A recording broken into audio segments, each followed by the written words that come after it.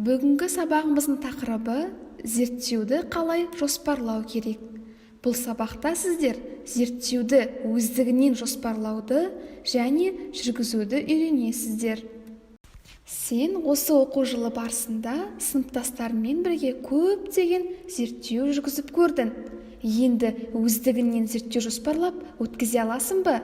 Қане, көрейік. Ең алдымен мен сіздерге сұрақ қойғым келіп тұр. Нені зерттеуге болады? Айналамызда зерттеуге болатын қызықты заттар мен құбылыстар көп. Ең бастысы, өзіңді қызықтыратын сұрақтың жауабын табуға тырыс.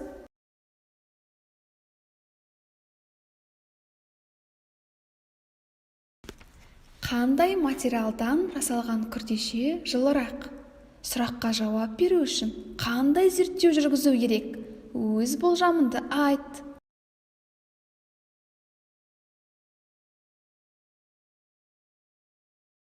Саған зерттеу жүргізу үшін не қажет?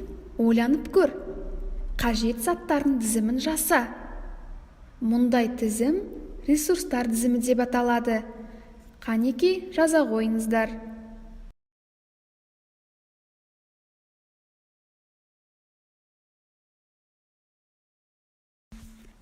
Жазып болсаңыздар, толық зерттеуге көшейік. Қандай матадан тігілген күртеше жылырақ? Жылуды ең жақсы сақтайтын материалға мұқият қара. Ол басқалардан несімен ерекшеленеді? Неге одан тігілген күртеше басқасына қарағанда жылырақ болады?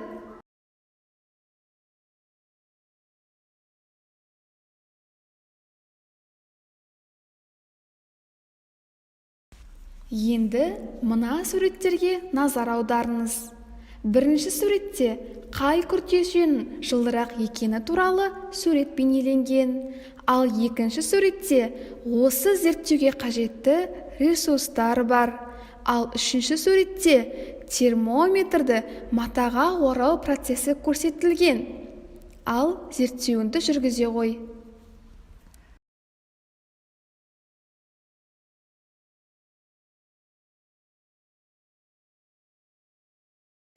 Ендеше балалар, осы зерттеу жұмысының нәтижесін дәптерлеріне жаза қойыңдар. Неліктен өлшеу нәтижесін әртүрлі тәсілмен жазады? Осыған назар аудар.